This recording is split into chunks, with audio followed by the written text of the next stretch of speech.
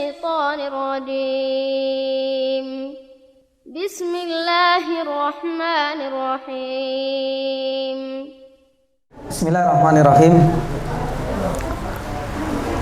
Assalamualaikum warahmatullahi wabarakatuh. Innal hamdalillah nahmaduhu wa nasta'inuhu wa nastaghfiruh wa na'udzu billahi min shururi anfusina wa sayyiati a'malina. May yahdihillahu fala mudilla lahu wa may yudlilhu fala hadiya lahu. Asyhadu an la ilaha illallah wahdahu la syarika lah, ilahul awwalin wal akhirin, wa asyhadu anna Muhammadan abduhu wa rasuluh. Allahumma salli wa sallim wa barik ala Muhammad wa ala alihi wa ashabihi wa man ihtadaw bihudahu ila yaumiddin, amma ba'd. Jamaah dirahmati Allah Subhanahu wa taala, alhamdulillah. Segala puji bagi Allah Subhanahu wa taala yang senantiasa mengaruniakan kita semua berbagai kenikmatan, rezeki, dan karunia-karunia lainnya yang tidak ternilai harganya.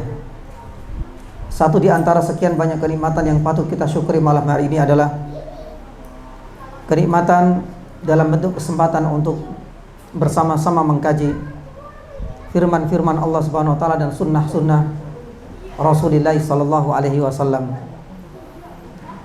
Sembari berharap dan memohon kepada Allah Subhanahu wa taala semoga pertemuan kita kali ini di malam hari yang mulia ini akan dicatat oleh Allah Subhanahu wa taala sebagai tambahan deposit amalan kita nanti di hari kelak. Jamaah yang dirahmati Allah Subhanahu wa taala, setelah pada pekan yang lalu kita menuntaskan bagian kedua, dan itu adalah bagian terakhir dari pernikahan Nabi sallallahu alaihi wasallam dengan Khadijah radhiyallahu taala anha, di mana Nabi sallallahu alaihi wasallam menikah di usia berapa kemarin? 25 tahun. Adapun untuk usia Khadijah radhiyallahu taala anha masih diperdebatkan, tapi Allah taala alam bisawab, pendapat yang lebih mendekati kebenaran adalah usia berapa kemarin? 40 tahun dan bukan 28 tahun. Sebenarnya di dalam runtutan sejarah berdasarkan urutan waktunya itu menyisakan atau meninggalkan satu tema lain, ya, karena pembahasan kita itu adalah lebih kepada fikih sirah nabawiyah, bukan sirah nabawiyah murni berdasarkan urutan waktunya. Kalau kita bandingkan dengan kitab-kitab yang lain, nanti kita akan dapatkan satu tema yang sebenarnya tertinggal, bukan tertinggal ya. Satu pembahasan yang tidak disebutkan oleh muallif atau pengarang kitab ini, yaitu harbul fijar. Harbul fijar.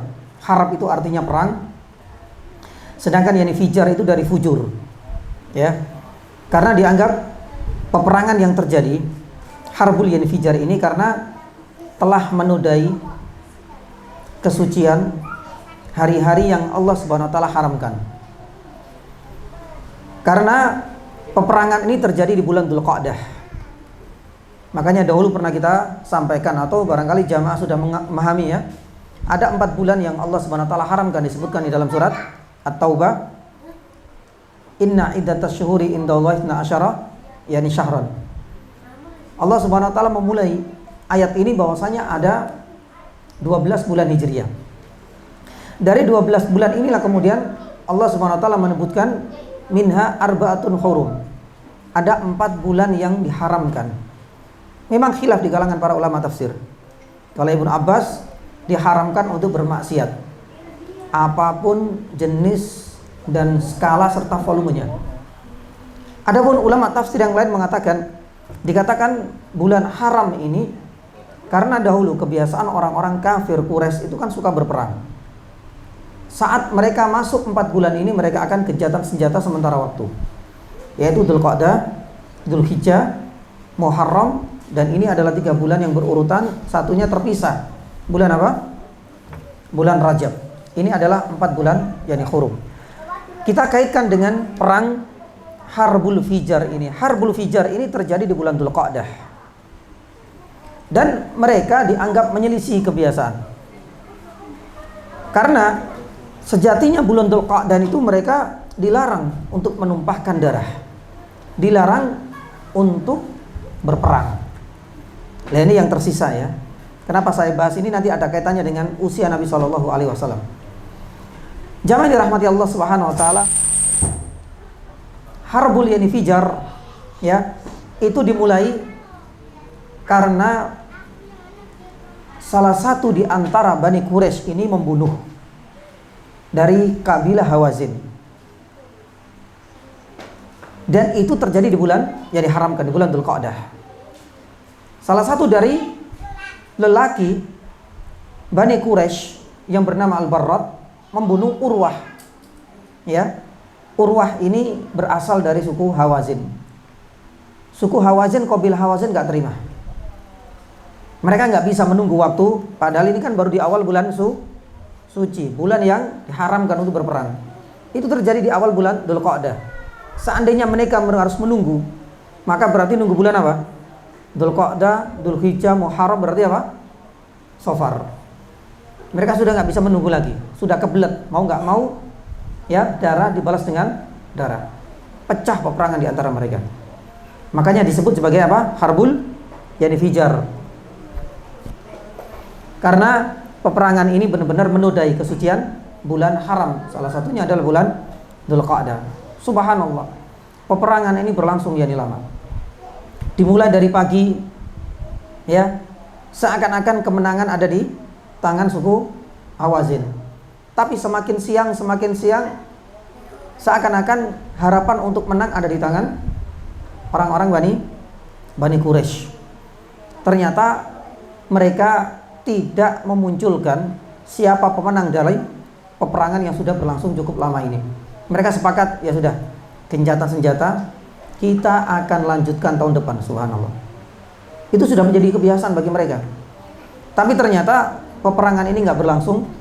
Sebelum menunggu tahun depan, ya, Bani Quraisy ini kemudian membayar ya tebusan atas darah dari mereka, yaitu Urwah dari suku mereka yang sudah dialirkan darahnya oleh Al-Barrad. Dengan membayar tebusan yang cukup banyak, selesai perjalanan ya perang antara mereka yakni berdua. Lah apa kaitannya? Kenapa kita sebutkan di sini? Lah disinilah kemudian Nabi SAW ketika terjadi perang Harbul Fijar ini diperselisihkan masalah usia. Ada yang mengatakan, salah satunya Ibnu Hisham mengatakan usia Nabi SAW kisaran 14 sampai 15 tahun. Berarti kan sebelum nikah. Ibnu Ishaq di dalam sirahnya mengatakan bukan 14 sampai 15, tapi usianya itu 20 tahun. Ya. Bahkan yang Syekh Ahmad Farid itu mengatakan lebih muda lagi, nggak sampai 14-15, nggak sampai 20, bahkan usianya adalah 10 yakni tahun. Kenapa ini demikian? Jamaah dirahmati Allah Subhanahu wa taala, usia 10 tahun kata Syekh Ahmad Farid itu dia menghitung dari pertama kali Nabi SAW resmi dijadikan utusan oleh Allah Subhanahu wa taala. Di usia berapa? Nanti 40 tahun. Lah, perang atau pemugaran Ka'bah ya itu 15 tahun sebelum Nabi SAW diangkat sebagai utusan. Berarti 40 dikurang 15 berapa?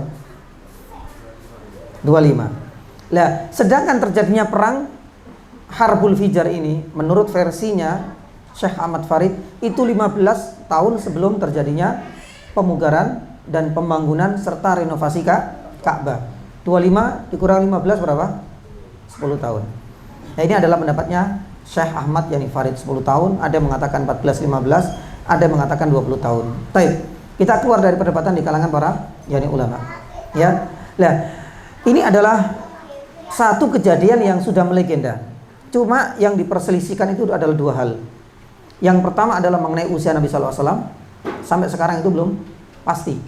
Antara tiga pendapat ini, 14, 15, 20, ataukah 10 tahun. Sedangkan yang terakhir yang diperselisihkan itu adalah mengenai keikutsertaan Nabi SAW. Ya, lah ini diperselisihkan. Ibnu Hisham di dalam sirahnya mengatakan bahwasanya Nabi SAW ikut berperang. Ya, bahkan beliau ikut berperang membantu paman-pamannya untuk menyiapkan busur, bukan busurnya, anak panahnya. Karena waktu itu Nabi SAW itu belum ya lihai, nggak ada tugas yang dianggap spesial bagi seorang Nabi SAW. Ini menurut versinya siapa? Ibnu Hisham dalam sirahnya. Namun demikian itu tidak didukung sama sekali dengan dalil yang sahih. Tak ada dalil yang menguatkan bahwasanya Nabi SAW ikut berperang. Bahkan sejarawan yang lain, ya, yang bernama ya As-Suhaili di dalam kitabnya Ar-Rawdu Al-Unuf mengatakan bahwasanya Nabi SAW itu sebenarnya malah nggak ikut. Karena kalau seandainya ikut dalam perang ini, ya, ini sangat bertentangan dengan status beliau yang kelak akan menjadi Nabi SAW. Kenapa ini demikian ya nih jamaah? Karena kita tahu bahwasanya Nabi SAW kan selalu dijaga oleh Allah Subhanahu wa Ta'ala. Mulai dari kecil dijaga sampai dibelah dadanya oleh malaikat, sampai kemudian tidak pernah mendengarkan musik-musik yang itu sudah menjadi adat dan istiadat, kebiasaan dan tradisi orang Arab. Tidak pernah minum khamar, tidak pernah berbuat yakni zina, bahkan yang namanya tawaf kemudian dengan telanjang pun yakni nggak pernah. Nah, tapi nanti ada kisah tentang pembangunan yakni Ka'bah setelah ini. Ya, lah jemaah dirahmati Allah Subhanahu wa Ta'ala. Padahal kita tahu bahwasanya peperangan ini adalah peperangan yang benar-benar menodai kesucian apa? Bulan yakni haram. Maka kata Imam As-Suhaili di dalam kitab sirahnya Ar-Rawd yakni Al-Unuf mengatakan ini bertentangan dengan status Nabi SAW yang sudah dijaga oleh Allah Subhanahu wa Ta'ala. Karena peperangan ini satu, dianggap telah menodai kesucian bulan haram yang itu diharamkan oleh Allah Subhanahu wa Ta'ala untuk menumpahkan darah. Yang kedua, sebab kenapa hal ini bertentangan yakni dengan status Nabi SAW? Karena peperangan ini jamaah yang dirahmati Allah Subhanahu wa Ta'ala, ya, ini terjadi bukan antara muslim dengan kafir. Tapi peperangan ini antara siapa dengan siapa? Antara siapa dengan siapa ketika itu? Kafir dengan kafir. Maka ini bertentangan yakni dengan statusnya Nabi SAW. Karena sebenarnya peperangan itu seharusnya apa? Li'ila'i kalimatillah, untuk meninggikan kalimatullah hiyal ulia, untuk meningkatkan dan menjunjung tinggi yakni panji-panji izah dan kemuliaan Islam. Tapi kalau kita lihat peperangan ini kan peperangan yang memang didasarkan pada apa? yakni dendam kesumat yakni semata, dan mereka semua adalah orang-orang kafir, dan ini bertentangan. Maka untuk permasalahan yang kedua, Allah Ta'ala alam bisawab, karena tidak didukung oleh dalil, Nabi SAW tidak ikut serta dalam perang yang dikenal di dalam sejarah yaitu Harbu Al-Fijar. Ya, ini adalah pendapat yang sahih. Adapun usianya Allah Ta'ala alam bisawab masih dipertentangkan. Ini adalah cerita singkat yang kemarin belum sempat kita sampaikan. Bahkan kita lanjutkan setelah Nabi SAW di usia 12 tahun pergi negeri Syam, langsung di usia 25 tahun menikah. Padahal ini ada satu kisah yang luput. Tapi ini bukan sesuatu yang disengaja oleh mu'alif dalam kitab ini ya. Di dalam yang kitab Fikih Sirah Nabawiyah. Karena Fikih Sirah Nabawiyah itu lebih khusus membahas ya pelajaran-pelajaran dan ibrah yang bisa kita petik. Sedangkan dalam peperangan antara kafir dengan kafir di sini tidak ada sebenarnya faedah yang bisa kita petik. Bahkan usia Nabi SAW juga masih dipertentangkan. Kemudian yang kedua, kehadiran Nabi SAW juga tidak ada. Nabi SAW nggak ikut serta. Makanya kemudian ini dilewati oleh mu'alif di dalam kitab Fikih Sirah Nabawiyah ini. Baik. Jamaah dirahmati Allah Subhanahu wa Ta'ala, kita akan masuk ke tema kali ini, yaitu berkaitan renovasi Ka'bah. Ya, bukan membangun pertama kali Ka'bah. Bukan mendirikan Ka'bah pertama kali. Tapi pembahasan kita adalah merenovasi yakni Ka'bah. Kita tahu yakni jamaah dirahmati Allah Subhanahu wa Ta'ala, yakni Ka'bah ini kan sudah didirikan, sudah dibangun semenjak yakni awal. Hanya saja di masa Nabi SAW, ya, ketika itu Nabi SAW yang ikut serta di dalam merenovasi yakni Ka'bah. Ya, apa sebab yang melatar belakangi Ka'bah itu kemudian direnovasi? Kita tahu bahwasanya yang namanya Ka'bah itu tempat tinggalnya, ya, tempat berdirinya itu di bawah lembah. Jadi setiap kali kalau ada hujan turun sekali saja langsung jadi banjir, semuanya ngumpul di sana. Dan ini kemudian terjadi hampir setiap tahun, dan kelihatan sekali Ka'bah ini sudah mulai lemah. Bangunan yakni Ka'bah ini sudah mulai ada yang roboh karena sering kali tertenjang yakni banjir. Kalau pas datang banjir bandang atau musim penghujan, meskipun di sana memang minim sekali dan jarang yakni sekali. Intinya itu adalah menjadi salah satu penyebab yang akhirnya kemudian atas beberapa inisiatif para penduduk yakni Makkah, akhirnya Ka'bah ini mau tidak mau harus segera direnovasi. Yakni satu, kalau tidak nanti hancur semua, atau kalau tidak dikhawatirkan ketika nanti ada orang yang tawaf akan tertimpa yakni robohan dari yakni Ka'bah yang sudah tidak berbentuk tersebut. Nah di sini jamaah dirahmati Allah Subhanahu wa taala, di awal para penduduk Makkah ketika itu ketakutan. Yakni bahasa kita mungkin itu adalah karma ya. Mereka takut yakni sekali. Ya. Bagaimana mungkin kita merobohkan meskipun niat kita baik, ingin merenovasi kembali agar terlihat lebih indah, ya, lebih luks, lebih baik, lebih enak dipandang. Ini niatnya bagus. Tapi giliran untuk merobohkan semuanya, karena untuk merenovasikan harus dihancurkan terlebih dahulu. Mereka pro kontra. Ada yang mau, ada yang enggak. Mereka yang enggak mau selalu terngiang dalam benak mereka kejadian dahulu siapa? Pasukan siapa? Pasukan yakni gajah. Ya. Karena kalau seandainya kita merobohkan yakni Ka'bah, ini akan menjadi pertanda akan turunnya azab sebagaimana keinginan pasukan bergajah dahulu yang ingin benar-benar merobohkan Ka'bah, akhirnya kemudian belum sempat, ya, harapan dan keinginan mereka terkabulkan, terwujudkan, Allah Subhanahu wa taala malah mendahului dengan yakni azab. Sebagaimana kita bisa lihat dalam surat yakni Al-Fil. Lah mereka pro kontra. Karena ada yang maju mundur, yang maju pun akhirnya juga nggak berani, maka majulah salah satu di antara pahlawan, ya, salah satu di antara tokoh, ya, yang dianggap sesepuhnya penduduk Makkah dari suku Quraisy. Ada yang mengatakan itu, ya, Al-Walid ibnu Mughirah Al-Mahzumiyah. Al-Mahzumi ini dari suku Quraisy ini juga. Jadi Al-Walid ibnu Mughirah ini akhirnya kemudian mau nggak mau ini harus segera diambil yakni tindakan. Kita nggak bisa selamanya seperti ini. Dibiarkan terus akan merugikan banyak yang lain, mendatangkan yakni madharat. Kalau tidak dibiarkan terus yakni juga yang namanya Ka'bah ini tidak akan berbentuk. Sampai kapan harus menunggu? Ya, satu demi satu roboh. Beliau berusaha untuk kemudian merobohkan. Ya. Nah di sini jamaah dirahmati Allah Subhanahu wa taala, ada sebuah kisah sebenarnya yang terselip yakni dari dirobohkannya terlebih dahulu yakni Ka'bah ini. Orang-orang yang tidak setuju mereka menunggu. Ya, setelah dirobohkan mereka semua menunggu di rumah. Kalau seandainya besok yang namanya Walid ibnu Mughirah ini mati atau terkena azab atau sakit mendadak, berarti apa yang dilakukan oleh Walid ibnu Mughirah ini adalah sebuah kesalahan fatal. Jadi setelah dirobohkan nggak ada yang bantu, nunggu, semua nunggu. Bagaimana nasibnya si Al-Walid ini? Setelah besoknya dilihat, oh ternyata masih segar bugar, berarti apa yang, ya, keputusan yang diambil oleh Walid ibnu Mughirah ini tidak bertentangan. Alhamdulillah. Tapi Al-Walid ibnu Mughirah memberikan satu syarat. Ya ma'syara Quraisy. Karena kebanyakan, ya, mereka yang diberikan amanah untuk menjaga Ka'bah ketika itu adalah suku Quraisy. Ya ma'syara Quraisy, la tudkhilu fi bina'iya min kasbikum illa thayyibah. Subhanallah. Ini nanti kita jadikan sebagai pelajaran. Jangan sekali-kali engkau masukkan, karena kalau kita kan bahasanya patungan ya Pak ya. Misalkan kini buka donasi lah gitu ya, bangun ICW dan lain sebagainya. Ini juga sama. Ya. Kita mau merenovasi, kita butuh dana segar, kita butuh anggaran yang banyak.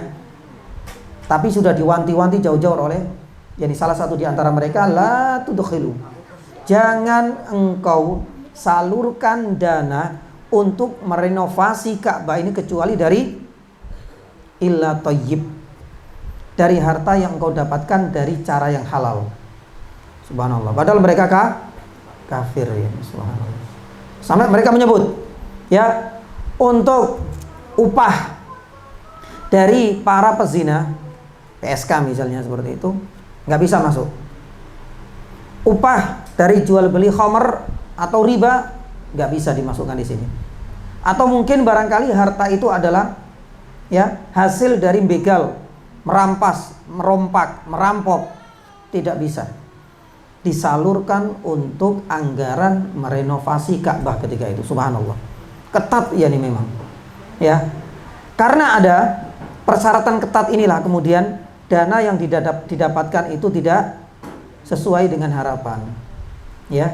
Lah akhirnya kemudian jamaah yang dirahmati Allah Subhanahu wa taala, Ka'bah itu kemudian dibangun dengan seadanya dana yang sudah terkumpul, hingga karena minimnya dana yang dianggap paling ini halal itu, akhirnya Hijr Ismail itu nggak dimasukkan. Nanti kita akan sampaikan. Jadi kalau kita lihat ini sekarang kan gambar Ka'bah itu kotak gitu Pak ya. Kemudian ada tambahan apa? Setengah lingkaran. Sebenarnya itu masuk ya, itu masuk dalam areal yang Ka'bah, karena Ka'bah itu dulu bentuknya ketika di zamannya Nabi Ibrahim alaihissalam itu seperti D, kapital ya, D. Nanti kita gambar ya sebentar ya, D kapital. Jadi yang bulat D-nya itu setengah lingkarannya itu sebenarnya masuk di dalam. Hanya saja yang jamaah yang dirahmati Allah Subhanahu wa taala, kenapa sekarang bentuknya seperti itu ya, itu karena dananya kurang. Akhirnya kemudian nggak sampai untuk bangun yang setengah lingkaran itu, ya udah supaya mereka tahu, orang-orang yang tawaf tahu bahwasanya setengah lingkaran itu masih dalam areal apa? Yani Ka'bah, maka dibangun cuma setengah ya, setengah yani saja karena kekurangan yani dana. Makanya Nabi SAW pernah mengatakan fa inna Quraisyan istaksorat yani bina'ahu. Kenapa dibangun seperti itu? Karena apa? Dahulu Quraisy itu kekurangan dana ketika merenovasi apa? Yani Ka'bah. Jamaah yang rahmati Allah Subhanahu wa taala, akhirnya ketika sudah dibangun yani seperti itulah, mereka kebingungan ya, karena untuk bisa meletakkan kembali batu apa? Batu apa? Hajar yani aswad. Jadi seluruh batu, seluruhnya diganti total kecuali satu tok. Yaitu batu apa? Hajar aswad ini. Lah mereka juga ya silang pendapat, karena untuk mengembalikan ke tempat asalnya ya, di situ kan ada dua rukun ya, rukun Yamani ya. Di situ ada rukun yani Yamani, yang satu apa? Hajar yani aswad. Lah di sini bukan sembarangan orang, semuanya merasa dianggap paling berjasa. Saya adalah pahlawannya, saya akan kembalikan. Yang lain enggak, saya yang dianggap paling tua, saya sepuhnya. Yang lain enggak, kita datang dari suku yang paling dianggap spesial terhormat. Seharusnya dari kami yang mewakili untuk mengembalikan lagi. Cekcok. Ya, singkat cerita salah satu di antara mereka mengatakan bahwasanya kita buat yang namanya apa? Yang namanya apa, Pak? Sayembara. Kalau seandainya ada orang yang keluar dari pintu salah satu ini, karena waktu itu kan ada pintu ya, beda dengan sekarang, subhanallah. Sekarang pintunya banyak sekali di yani Masjidil Haram. Kalau seandainya ada orang yang keluar dari pintu ini, maka dialah yang berhak untuk mengembalikan kembali Hajar Aswad di tempat asalnya. Subhanallah, nggak lama ternyata yang keluar dari pintu itu adalah Rasulullah SAW. Tapi subhanallah, Rasul SAW itu juga peka ya, karena beliau juga masih termasuk muda. Di sisi lain tahu betul lah yani bagaimana fanatisme kesukuan di antara mereka, terutama orang-orang yang ningrat, orang-orang terhormat, itu juga punya ambisi ya untuk mengembalikan batu Hajar Aswad itu semula, karena ini adalah sebuah amanah yang luar biasa, jabatan prestis untuk mengembalikan kembali. Akhirnya Nabi SAW yani peka juga. Singkat cerita, Nabi SAW meminta dari setiap yani kabilah untuk mengirimkan satu wakil, dan itu dibawa bersama-sama dan dikembalikan ke tempat yani asalnya. Jamaah dirahmati Allah Subhanahu wa taala. Cerita ini saya anggap yani cukup karena ada beberapa faedah yang akan kita yani petik dari yang kisah ini. Yang pertama, jamaah dirahmati Allah Subhanahu wa taala, faedah yang bisa kita petik dari sini adalah urgensi ya harta halal dan petaka harta haram. Ya, kita tahu yang jamaah yang dirahmati Allah Subhanahu wa taala, Allah Subhanahu wa taala Ya, di dalam banyak riwayat, di dalam banyak ayat pun demikian dengan Nabi SAW dalam banyak hadisnya menekankan agar benar-benar kita mengambil ya dari harta yang halal. Bahkan hati-hati, yang namanya harta dan dunia ini sangat menyilaukan. Karena sangat menyilaukan inilah kemudian banyak orang mengejar dunia sampai menghalalkan segala cara. Makanya ini yang ditakutkan oleh Nabi SAW. Rasul SAW dalam sebuah hadis sahih pernah bersabda, "Lal faqru akhsha alaikum." Bukan kefakiran yang akan menimpa umatku kelak itu yang saya takutkan, bukan itu. Kalau seandainya umatku kelak mereka adalah berasal dari golongan para masakin, orang-orang fuqara, itu bukan suatu yang saya khawatirkan. Yang saya khawatirkan, kata Rasul SAW, idza sallallahu, ketika Allah Subhanahu idza yubsita alaikum ad-dunya kama basata ala man kana qablakum. Yang saya khawatirkan itu adalah ketika kelak nanti dunia itu benar-benar dibukakan pintu-pintunya untuk kalian, terus kalian terjerumus ke dalamnya. Fatanafasuha kama tanafasu. Yang akhirnya engkau berlomba-lomba untuk mengejar dunia dan engkau lalai dengan akhirat. Tughlikum kama ahlakathum. Hingga engkau lalai dari ketaatan kepada Allah, hingga engkau menghalalkan segala cara agar keinginan bisa mengumpulkan pundi-pundi dunia sebanyak-banyaknya terwujudkan. Engkau akan dimusnahkan oleh Allah Subhanahu wa taala sebagaimana dahulu umat-umat terdahulu juga pernah dimusnahkan, dibinasakan oleh Allah Subhanahu wa taala karena apa? Karena dunia juga. Qarun karena harta, Fir'aun karena kesombongan kekuasaan. Dan banyak sekali kan umat-umat terdahulu yang mereka diadab oleh Allah Subhanahu wa taala karena faktor dunia. Maka inilah yang perlu kita khawatirkan sebagaimana kekhawatiran Nabi sallallahu alaihi wasallam. Maka tatkala kita sudah di akhir zaman ini, Nabi sallallahu alaihi wasallam dalam sebuah hadis sahihnya pernah menerangkan juga, hati-hati. Karena salah layatiyan min ummati, nanti akan datang sekelompok manusia di akhir zaman, mereka tidak akan peduli lagi.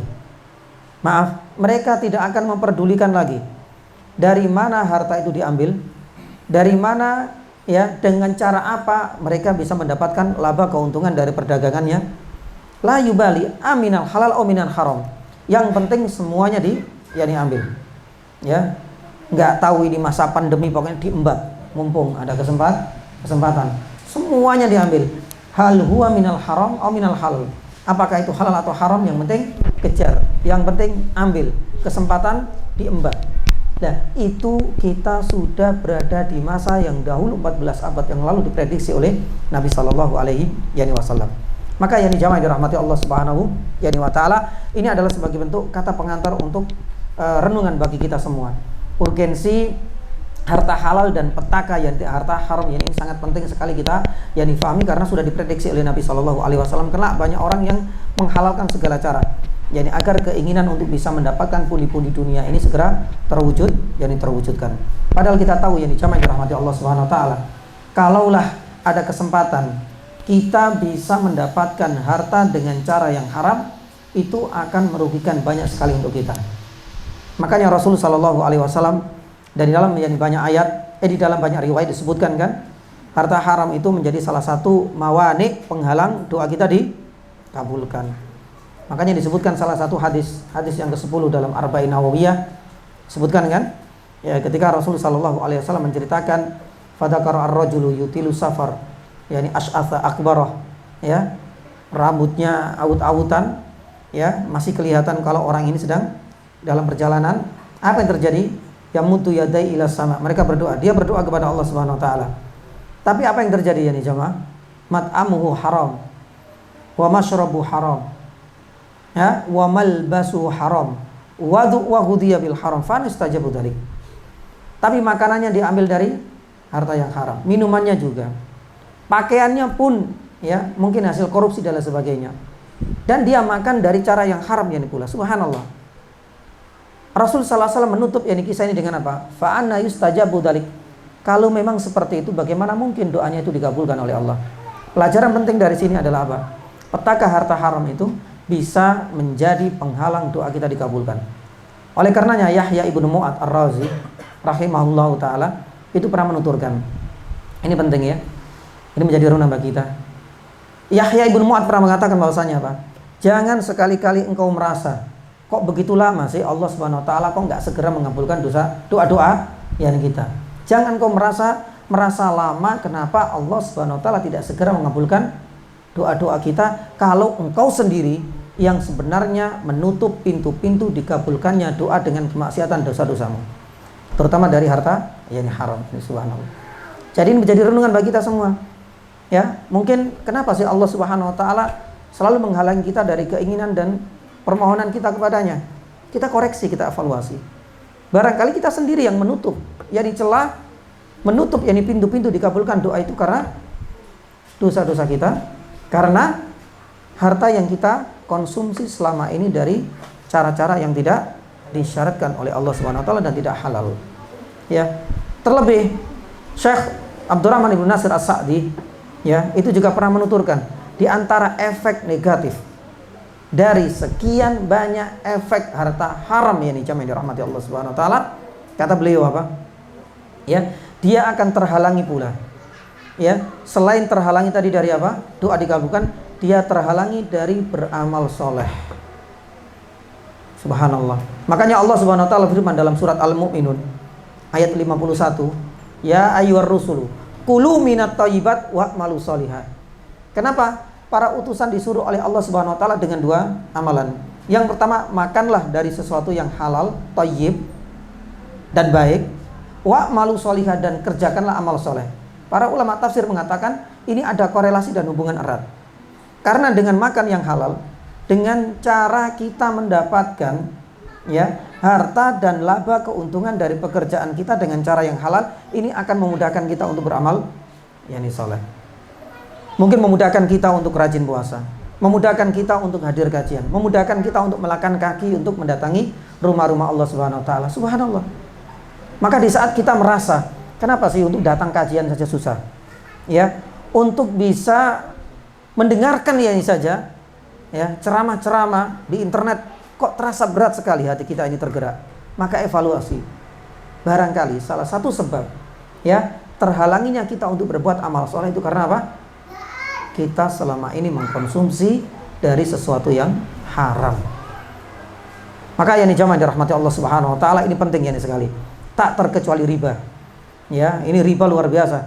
Yang bisa dibaca kisahnya, muhadharahnya, durus dan pelajaran-pelajaran dari Dr. Yani Irwandi atau Dr. Yani Arifin, banyak sekali mengulas ini dan efek negatifnya.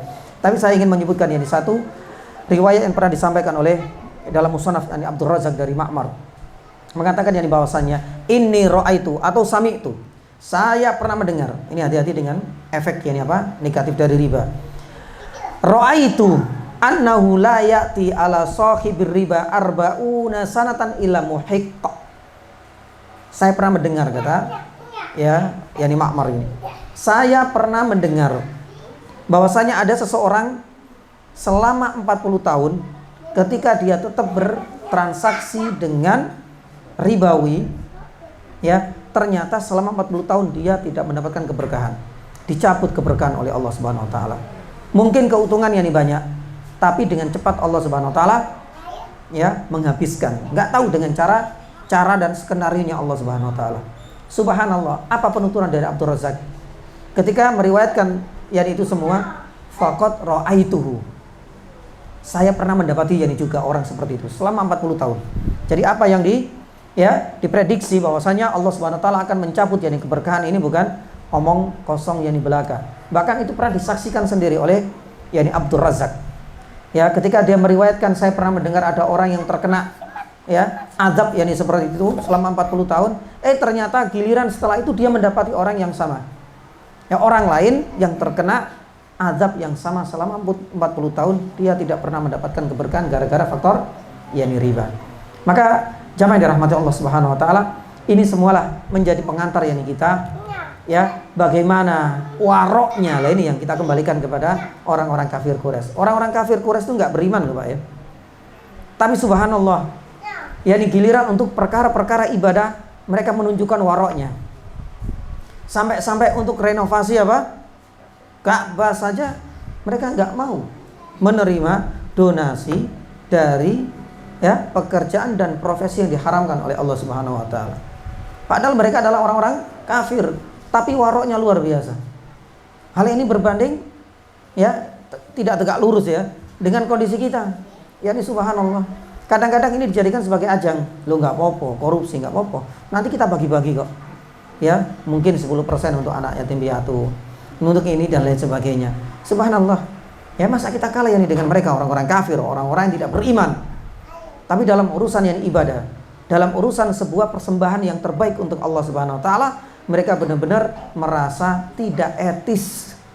Padahal itu sudah pekerjaannya. Ya, mungkin dia merasa saya seorang pezina waliyadzubillah. Tapi untuk giliran ini dia nggak mau berdonasi. Tapi orang sekarang kan ya enggak kan? Dia tahu bahwasanya dia adalah seorang koruptor. Tapi enjoy saja. Seakan dia nggak merasa berdosa. Dia tetap apa? Bersedekah dari hasil korupsinya. Biar bagi-bagi. Ya, ini adalah juga nikmat Allah. Waliyadzubillah. Jamaah dirahmati Allah Subhanahu wa taala. Nah, ini adalah di antara beberapa hal yang perlu kita fahami bersama ya, bahwasanya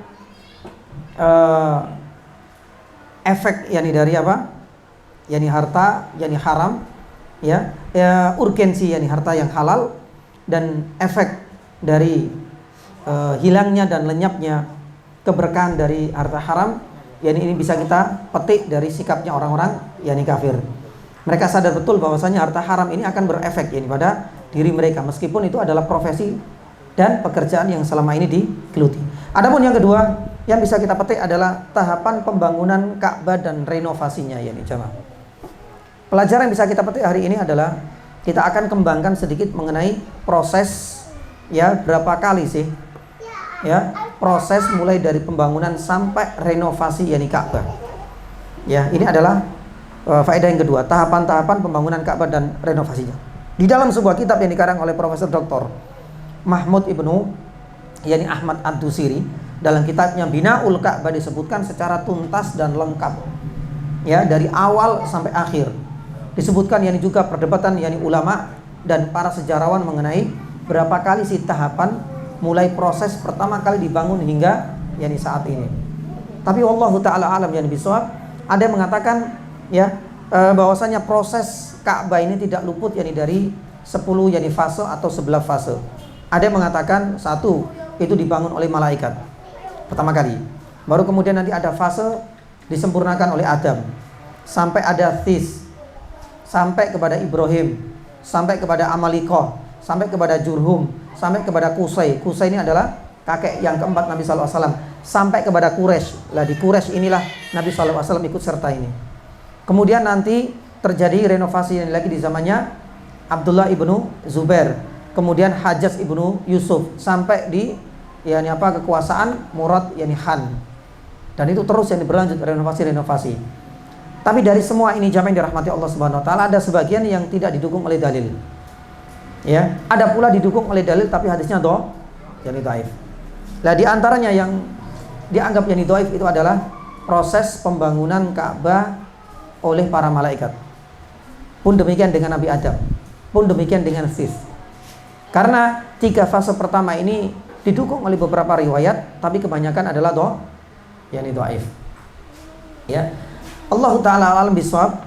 Pembangunan pertama kali Ka'bah yang sahih itu baru dimulai di masa Nabi siapa? Nabi Ibrahim alaihissalam. Jadi ada yang mengatakan mulai dari malaikat pertama kali, kemudian siapa tadi? Nabi Adam itu juga punya andil, kemudian Nabi This. Tapi ini semua tidak didukung dengan dalil. Tapi dimulai dari Nabi Ibrahim alaihissalam, disebutkan di dalam surat Al-Baqarah di akhir juz pertama, itu banyak mengulas mengenai pertama kali Nabi Ibrahim dibantu dengan putranya siapa? Nabi Ismail untuk membangun Ka'bah. Allahu taala alam bisawab, dan ini adalah pendapat yang insyaallah lebih mendekati kebenaran. Lah, mulai Nabi Ibrahim sampai sekarang ini mengalami banyak sekali perubahan. Tapi saya ingin menyebutkan di sini hanya 4 perubahan yang cukup signifikan. Mulai dari Nabi Ibrahim yang kita ambil, dan ini belum dijumpai oleh Rasulullah SAW. Seperti apa sih bentuknya? Yang kedua, kita mengambil renovasi di zamannya Nabi SAW ketika ikut serta dalam renovasi Ka'bah bersama orang-orang Quraisy. Ini adalah renovasi yang kedua, karena perubahannya sangat signifikan. Yang ketiga terjadi di zamannya Abdullah ibnu Zubair, dan yang keempat terjadi di zamannya siapa? Al-Hajjaj ibnu Yusuf. Ini adalah 4 perubahan yang cukup signifikan. Kalau yang lain biasanya cuma ya renovasi, nggak sampai merubah banyak hal. Tapi 4 ini perubahannya cukup menonjol. Ya, makanya kita akan gambar dengan izin Allah Subhanahu wa taala supaya ada gambaran. Mudah-mudahan cukup waktunya.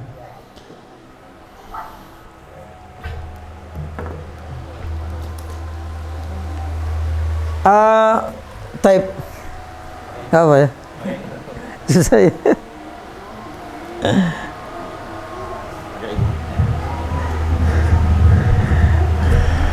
Nah, jadi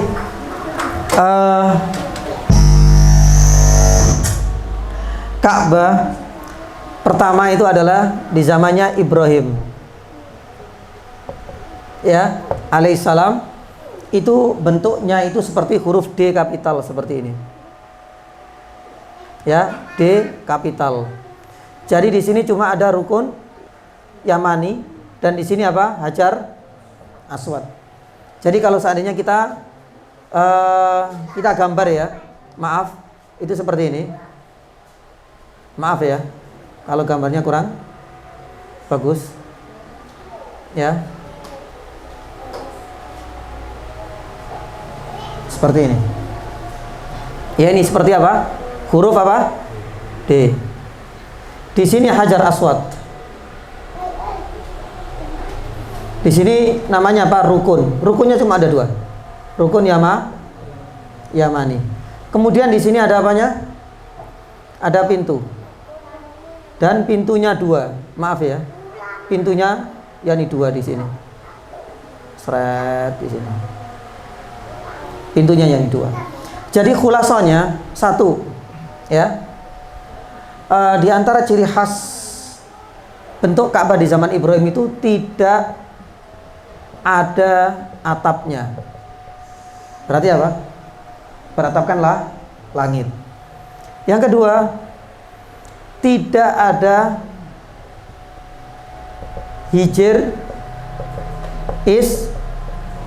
Ismail. Karena bentuknya memang D. Di sini tertutup semua di sini. Ini adalah gambar yang pertama. Tidak ada Hijr Ismail. Karena memang di sinilah kemudian ditopang oleh berapa? 2 rukun saja. Ini adalah rukun Yamani dan sini adalah Hajar Aswad. Cuma itu. Kemudian yang ketiga, jamaah dirahmati Allah Subhanahu wa taala, ya, ada 2 pintu. Pintu masuk dan pintu keluar.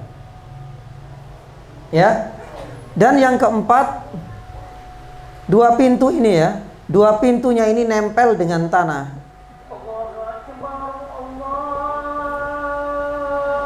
Dan yang kelima, tinggi. Tingginya itu sekitar 9 hasta. Nanti kita akan lanjutkan setelah adzan dengan izin Allah. Alhamdulillah. Alhamdulillahirabbil alamin wassalatu wassalamu ala Rasulillah wa ba'd. Sedikit ya, sebelum nanti kita akan buka tanya jawab. Sisanya nanti kita akan sampaikan pada pekan depan dengan izin Allah Subhanahu wa taala. Di mana posisinya ini?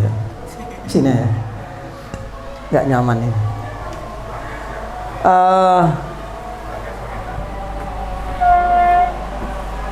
Baik. Ini adalah baru 2 perbandingan ya. Baru 2 perbandingan. Masih menyisakan dua, nanti kita akan sampaikan pekan depan. Proses di masa Nabi Ibrahim alaihissalam seperti ini. Huruf D yaitu menjadi salah satu ciri khasnya ya. Ciri khasnya, dan itu ditopang oleh 2 rukun saja. Rukun itu namanya tiang. Ya, Yamani dan Hajar Aswad. Kemudian 2 pintu ini tanpa atap. Jadi kan kelihatan kalau dilihat dari atas. 2 pintu kelihatan. 2 pintu terbuka tapi nempel dengan tanah. Ya. Lah ini berlangsung bertahun-tahun lamanya. Ya. Barulah kemudian di masanya Nabi SAW ketika ikut serta nih renovasi, banyak sekali perubahan. Salah satunya ada atap. Jadi kita anggap di sini tertutup ya. Atap tertutup. Karena dananya apa? Minim, pas-pasan, nggak semuanya bisa tercover. untuk bisa mengembalikan, ya, karena arealnya kan seperti D ya. Lihat di sini ada atap, ini adalah perubahannya. Yang kedua, ada Hijr Ismail di sini. Karena nggak cukup yang ini tadi, karena seharusnya kan D seperti ini ya. Lah, di sini ditopang oleh 4 rukun. 1 di sini Yamani, terus kemudian di sini Hajar Aswad. Ini dan ini, ya, ini adalah tambahan tiang yang dinamakan sebagai ruknani syamiyain. Tapi tidak disunahkan. Makanya yang disunahkan yakni kita bagi orang yang mau tawaf itu adalah di rukun Yamani dengan Hajar Aswad. Makanya di sini tidak disunahkan karena ini adalah tambahan ini saja. Plus Ibnu Hajar mengatakan barang siapa yang tawaf biar cepat jalan tol kemudian apa? Nembus ini, maka tawafnya tidak dianggap sah. Karena ini masih area apa? Yani Ka'bah. Belum dianggap dia itu mengelilingi satu putaran. Ya. Makanya kan di sini kan ada semacam celah di sini ya. Ada celah yani itu. Nah, ini adalah salah satu di antara perbedaan dari di masanya Nabi Ibrahim. Kemudian berikutnya, satu pintu yang dibuka cuma satu pintu tok. Itu pun dinaikkan. Pintu barat ditutup. Hanya pintu timur saja sebagai aksesnya, kemudian dinaikkan. Kenapa demikian? Di sini ada 2 alasan. Sebagaimana yang dilakukan oleh para ulama. Alasan yang pertama, ya, menghindari banjir. Alasan yang kedua, supaya orang itu tidak selonong boy. Bahasanya siapa itu? Ya, tidak selonong boy. Jadi mereka itu kalau seandainya mau masuk tetap harus izin siapa? Yani orang-orang Quraisy yang mereka memang diamanai untuk menjaga kesucian. Jadi tidak hanya seperti maaf ya seperti lewat halte atau mungkin kandang ayam yang leluasa sekali, enggak. Ini dinaikkan untuk menjaga supaya nanti kalau ada banjir bandang enggak masuk. Yang kedua, hanya dibuka yakni satu saja masuk tok, pintu masuk itu pun dikunci.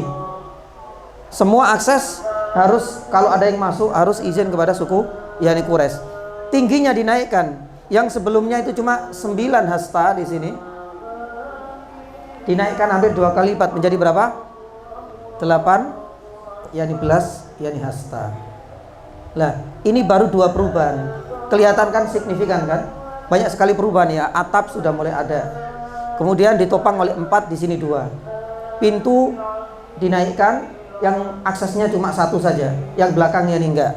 Kemudian ada tambahan Hijr yakni Ismail. Ini adalah perubahan yang amat signifikan. Tapi sebenarnya Nabi SAW sebenarnya ketika melihat loh hasilnya kok kayak gini, enggak seperti bentuk yakni aslinya, Nabi SAW itu dalam hatinya kecewa.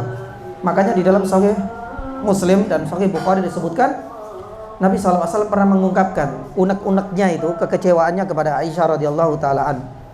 Beliau mengatakan laula hadatsah yani qaumiki wahai Aisyah, ya, pasti lanaqatul bait. Kalau bukan karena faktor ketika itu ya, mereka kan baru orang-orang yang semangat. Mereka adalah baru orang-orang yang baru masuk Islam. Jadi sesuatu yang dianggap simbol itu dianggap prestis. Gak usah dicawi-cawi, hati-hati. Karena ini dianggap sebagai simbol peribadatan dan amat spesial karena sudah ada sejak di zamannya siapa? Nabi yakni Ibrahim. Padahal dalam hati kecilnya ini salah, gak sesuai dengan kalau kita buat rumah apa? Set plan ya Pak. Apa namanya itu? Gambarnya awalnya gak seperti ini gitu loh. Kata Nabi SAW, kalau bukan karena faktor mereka itu adalah orang-orang yang baru mengenal, ya, orang yang baru mengenal Islam, pasti aku akan, kata Rasulullah, lanaqatul bait, saya akan bongkar semuanya itu, ya, dan saya akan kembalikan ala asasi Ibrahim, saya akan bangun kembali seperti asas bentuk awal ketika Nabi Ibrahim pertama kali membangun yakni Ka'bah. Fa inna Quraisyan istaqsarat yani bina'ahu. Hanya saja kenapa bentuknya kok tidak sesuai dengan yakni harapan ini, karena istaqsarat bina'ahu. Ya. anggarannya kecil, minim, gara-gara persyaratan yang ketat yang tadi. Dalam riwayat yang lain Nabi SAW mengatakan bahwasanya apa? La ja'altu, kalau seandainya bukan karena kamu ini wahai Aisyah, pasti aku akan kembalikan lagi bentuk apa di sini? Pintu. La ja'altu baban yadkhulun nas wa baban akhar yakhrujun. Seperti dahulu dibuka dua pintunya. Tapi di zamannya Nabi SAW ketika ikut ini, pintu hanya dibuka ya di satu. Itu pun dinaikkan. Nah, inilah adalah di antara proses yakni tahapan-tahapan pembangunan yakni Ka'bah. Kita lanjutkan dua lagi. Ataukah pertanyaan? Penasaran, Pak? Gimana? Kita lanjutkan apa, Bang? Tapi kalau dilanjutkan harus dihapus ini. Atau nggak usah dihapus ya, supaya nanti sebagai bahan perbandingan. Mungkin di sini aja, kalau memungkinkan. Jadi ini adalah proses yang kedua. Proses yang ketiga ini di zamannya Abdullah ibnu bin Az-Zubair.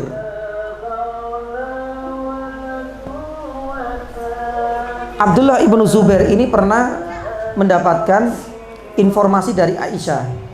Karena Abdullah ibnu Zubair ini adalah keponakannya Aisyah. Ketika Abdullah ibnu Zubair menjadi penguasa Ka'bah, penguasa Mekah, itu pernah disampaikan. Ya biasa ya, omongan biasa. Aisyah menyampaikan, wahai Abdullah, sebenarnya dahulu Nabi SAW, perhatikan suaminya, Nabi SAW dahulu punya keinginan sekali, ya, untuk membongkar Ka'bah yang sudah dibangun dahulu ketika masih mudanya Nabi SAW.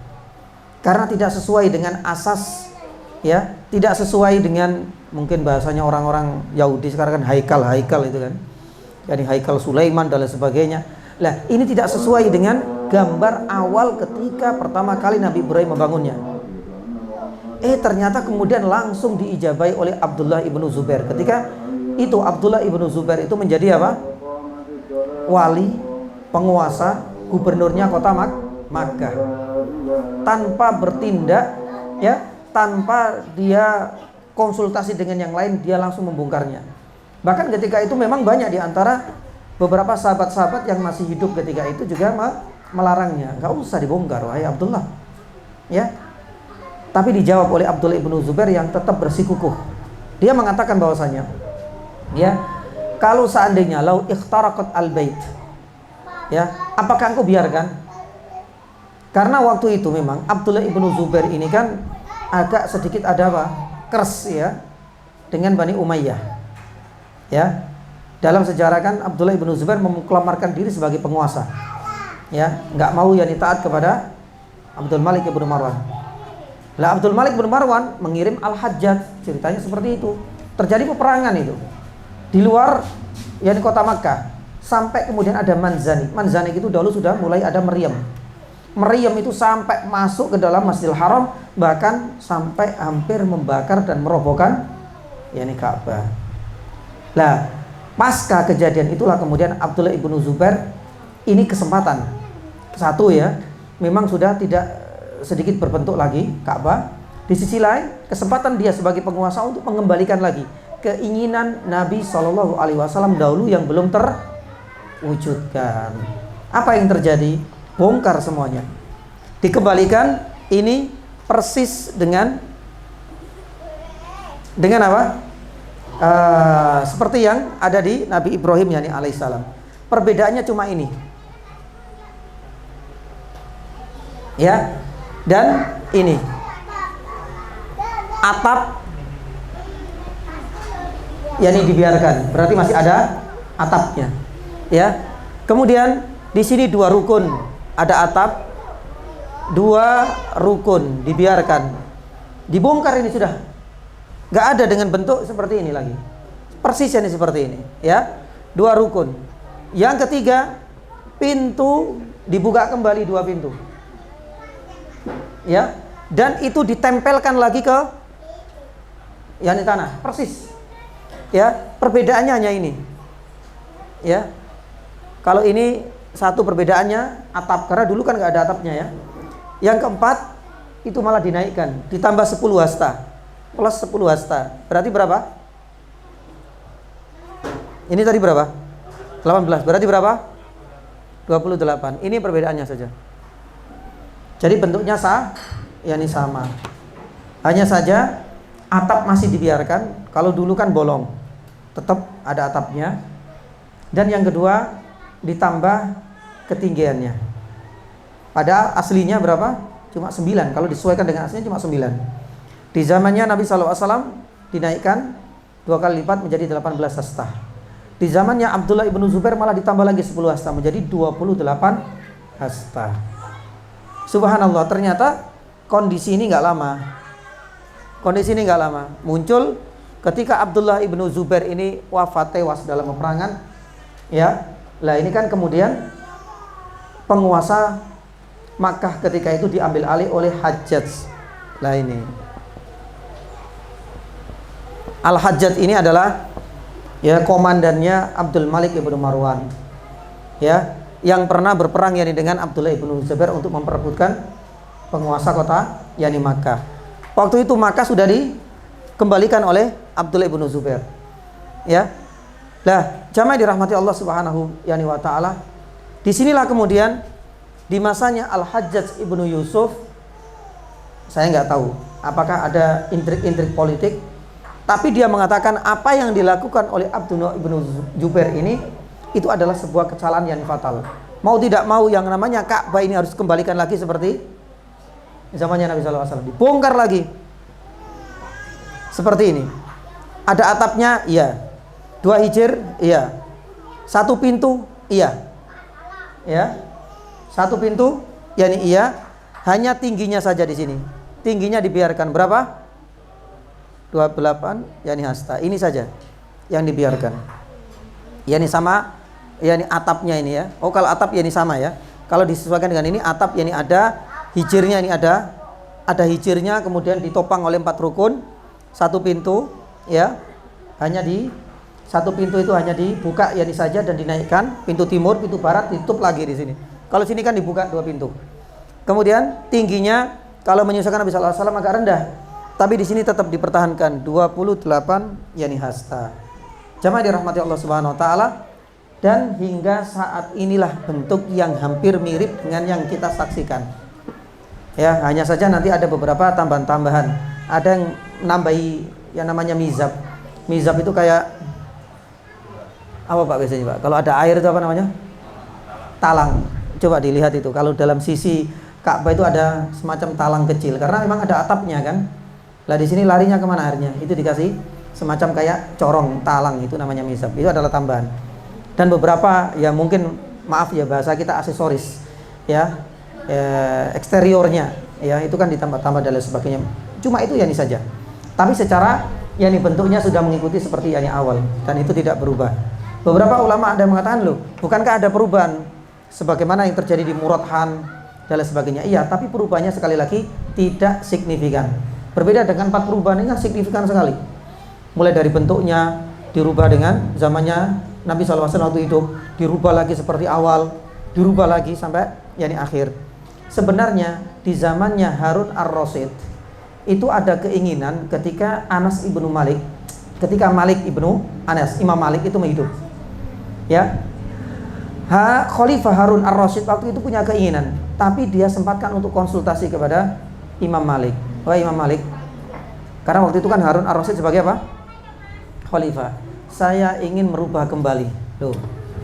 Dari seperti ini dikembalikan seperti apa? Seperti yang pernah diterapkan oleh Abdullah ibnu Zubair. Tapi waktu itu kemudian Imam Malik mengatakan, la nasyattuka ya Amirul Mukminin. Saya ikut memberikan ya nasihat kepada wahai Amirul Mukminin. La taj'al hadzal bait lu'batan lil muluk. Wes mari, jangan engkau jadikan Ka'bah ini sebagai dolanan mainan bagi para penguasa. Kalau saya demikian seperti ini suatu saat ya sudah bolak-balik ya, mungkin di hadapan Rasul saya nggak suka, saya pengen bloknya Abdullah ibnu Zubair ya diganti lagi. Berikutnya lagi ada penguasa khalifah, rusak nanti. Kata Imam Malik, ini akan hilang nilai apanya? Bukan hanya nilai sejarahnya, tapi nilai kekultusannya ini akan hilang. Ini adalah rumah Allah. Jangan dijadikan sebagai permainan ya bagi penguasa-penguasa. Maka semenjak itu sudah nggak dirubah dan bisa kita saksikan hingga saat ini. Tapi ada satu cerita sebelum kita akhiri. Ada satu cerita yang penyesalan dari Abdul Malik bin Marwan. Jadi kan ceritanya gini dah. Abdul Malik bin Marwan ini ketika Al-Hajjaj ini minta izin. Wahai Abdul Malik, saya minta izin. Abdullah ibnu Zubair ini sudah menyelisih. Masa sudah dibangun Nabi kemudian dibongkar lagi seperti ini? Apakah engkau memberikan instruksi kepadaku untuk kembalikan Ka'bah? Kata Hajjaj itu. Abdul Malik waktu itu memang terlalu terburu-buru. Ya, dia segera memberikan instruksi kepada Hajjaj, kembalikan lagi, bongkar semuanya, sesuaikan dengan apa? Yang dahulu pernah dibangun Nabi SAW waktu bersama orang-orang Quraisy. Ketika sudah dibongkar selesai, baru kemudian Abdul Malik sebagai khalifah waktu itu beliau menyesal. Kenapa menyesal? Subhanallah, waktu itu kata dia disebutkan dalam sebuah riwayat oleh Al-Harith, ya, dia menuturkan bahwasanya saya dahulu itu kira bahwasanya pembongkaran yang dilakukan oleh Abdullah ibnu Zubair itu karena faktor keinginan hawa nafsu pribadi.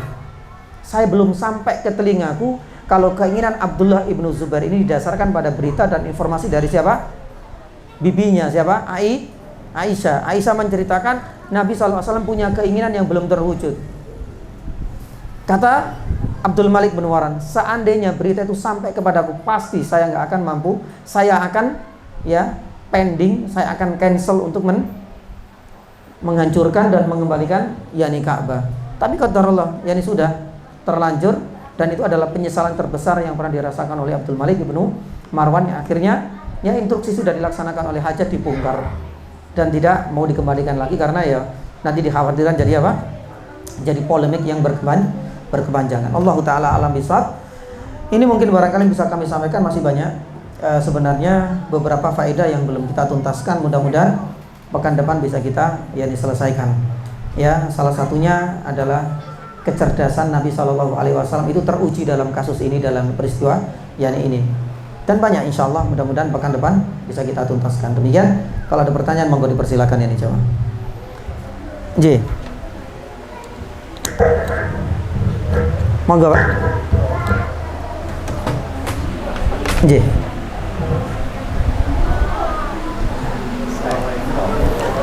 Waalaikumsalam warahmatullahi wabarakatuh. Dulu ketika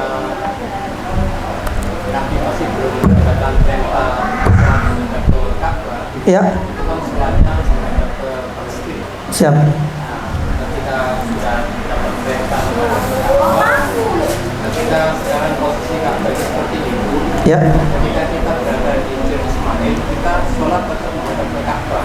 Nah. Pertanyaannya, Ya. ketika kita berada di dalam Ka'bah, itu kita sholat menghadap ke mana? Baik. Pertanyaannya sama. Ka'bah juga punya atap.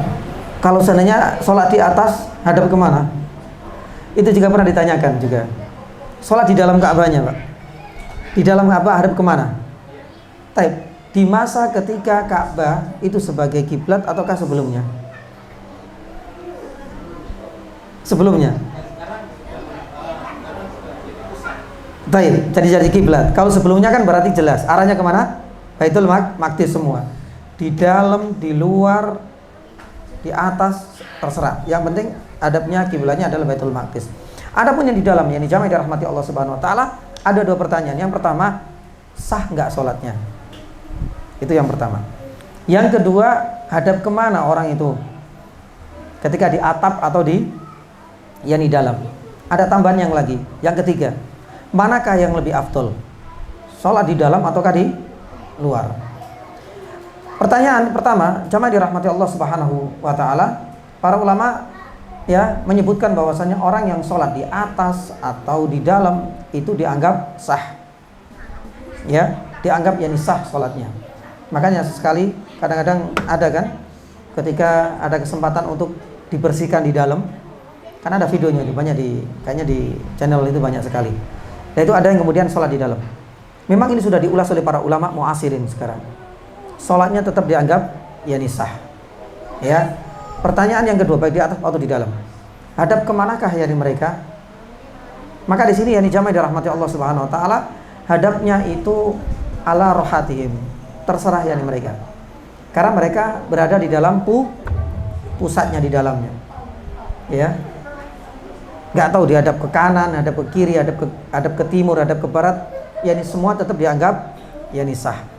Karena itu menjadi pusatnya salat untuk yakni seluruh penduduk dunia. Jadi hadapnya tidak ditentukan. Itu yang kedua. Yang ketiga, ya, manakah yang lebih afdol? Salat di dalam ataukah yang di luar? Ya. Para ulama mengatakan bahwasanya yang paling afdol tetap yang di luar. Karena Nabi SAW ketika yakni salat pun dalam banyak riwayat, bahkan ketika yakni tawaf itu dilaksanakan di luar yakni Ka'bah. Adapun yang terakhir, ya, hanya berlaku pada tawaf yakni tadi.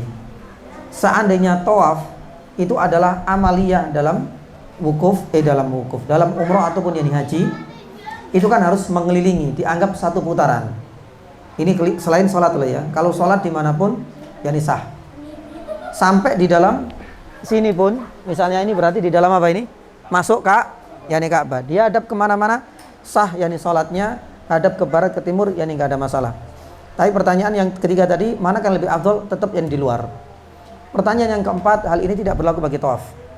Ya, tawaf sebagaimana Ibnu Hajar Al-Asqalani mengatakan bahwasanya bila orang yang tawaf itu kemudian biar cepat lewat sini, maka dianggap tawafnya tidak sah.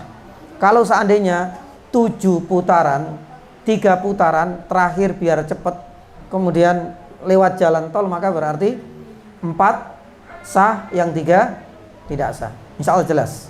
Ya, itu adalah pengecualian bagi yakni tawaf.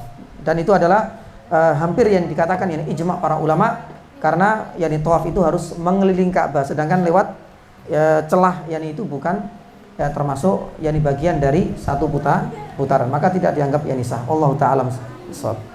Mengatakan Pak nggih. Nggih, ada pertanyaan yang lain? Nggih, monggo Pak. Taib, yakni jazakallah khairah. Sebenarnya kiswah itu kalau kita runtut yakni dahulu, kita kembali lagi nih ya, berarti masih ingat ya Pak ya, dulu ada perangnya anak-anaknya Bani Abdul Manaf itu meninggal, kemudian perang sampai ada perjanjian Al-Mutayyabin. Ya. Dari anak-anaknya ada yang ingin merebut 4 yakni divisi. Ada yang namanya Al-Liwa, ada namanya Hijabah, ada namanya Rifadah, dan ada namanya Sikoyah. Nah, salah satunya yang bernama Hijabah. Hijabah itu artinya apa? Hijab. Hijab itu artinya apa, coba? Ya, penutup. Ya, hanya saja tidak seperti yang kita saksikan hari ini. Ya, dari bahan yang luar biasa, impor kayaknya Pak, saya nggak paham hanya. Kemudian ditambahi dengan apa? Benang-benang emas. Apalagi kemudian disertai apa? Tulisan-tulisan kaligrafi dan lain sebagainya. Kalau dulu sudah ada, dan itu ada bagiannya, ya, cuma tidak seleks yang hari ini, ya. Makanya dulu itu kan pecah, dibagi 2. Sedangkan yang di Bani Quraisy itu dibagi 2, yaitu Rifadah dan Sikoyah, yaitu orang yang ngasih makan dan ngasih minum. Sedangkan dari Bani Abdisyam itu dikasih 2, yaitu untuk menjaga liwa. Liwa itu apa? Bukan luwak ya. Liwa itu apa? Roya. Roya itu apa? Bendera atau panji yang dipakai untuk berperang, ya, Quraisy. Dan yang satu adalah bagian untuk menjaga yakni hijabah. Termasuk diantaranya ada yang mengatakan itu adalah kuncinya, kunci yakni Ka'bah. Itu dari keturunan Abdisyam. Allahu ta'ala alam. Jadi sejak dulu sudah ada. Tapi pertama kali Allahu ta'ala alam yang besar. Ya, saya tidak tahu karena 4 ini sudah ada di zamannya Quraisy. Karena kalau kita lihat dulu, saya samakan tadi ada berapa tadi? Mulai dari Ibrahim, kemudian ada Amaliko, kemudian ada Jurhum. Ya. Lah setelah Jurhum yakni Qusay. Lah semenjak di Jurhum inilah, Jurhum ini kemudian diambil alih oleh suku Quraisy mulai dari kakek keempatnya siapa? Nabi sallallahu alaihi wasallam yakni Qusay. Allahu ta'ala alam yang bisa. Ada yang mengatakan barulah di masa Qusay ini yang kemudian ada 4 divisi. Dan Qusay ini dari Bani Jurhum. Dari Bani yakni Quraisy. Sedangkan sebelumnya ya Ka'bah ini penguasanya itu dari luar Quraisy. dari Bani Jurhum ini. Allah taala alam bisawab. Kalau dari Bani Jurhum tidak diketahui secara mendetail apakah sudah ada 4. Tapi tidak sedikit di kalangan para sejarawan semenjak diambil alih oleh Bani Quraisy, suku Quraisy, ini sudah ada 4 divisi itu. Hanya saja mulai dari Qusay ya bin Kilab ya, kemudian nanti ada Abdul Manaf, sampai kemudian nanti Yani Hashim, sampai kepada Abdul Muthalib. Ini semuanya terjaga awalnya. Hanya saja setelah pasca meninggalnya Abdul Manaf inilah kemudian agak pecah, rebutan anak-anaknya. Yang sebelumnya itu sudah turun menurun. Allah taala alam bisawab. Jadi mulai suku Quraisy itu menurut pendapat para yani sejarawan itu baru ada yang namanya hijabah. Allah taala alam. Kata Mbak. Ada pertanyaan yang lain? Cukup insyaallah. Taib yani jazakallahu khairan, mudah-mudahan ya gambaran ya tahapan pembangunan yani Ka'bah ini sedikit memberikan yani gambaran kepada kita, oh ternyata seperti itu ya. Ya mudah-mudahan gambar ini ada sebagai wasilah untuk mewujudkan keinginan kita bisa mengunjungi yani Ka'bah insyaallah yani taala. Mudah-mudahan ya ini langkah awal ya. Mudah-mudahan yani Allah Subhanahu wa taala mewujudkan keinginan yani kita bisa bertemu ya, bisa menyentuh yani Hajar Aswad. Mudah-mudahan Allah Subhanahu wa taala memudahkan yani kita semua. Amin. Kita tutup dengan doa majelis. Subhanallah wa bihamdihi asyhadu an la ilaha illa anta astaghfiruka wa atubu ilaik. Wassallallahu ala nabiyina Muhammadin wa ala alihi washabihi wasallam. Wassalamu alaikum warahmatullahi wabarakatuh.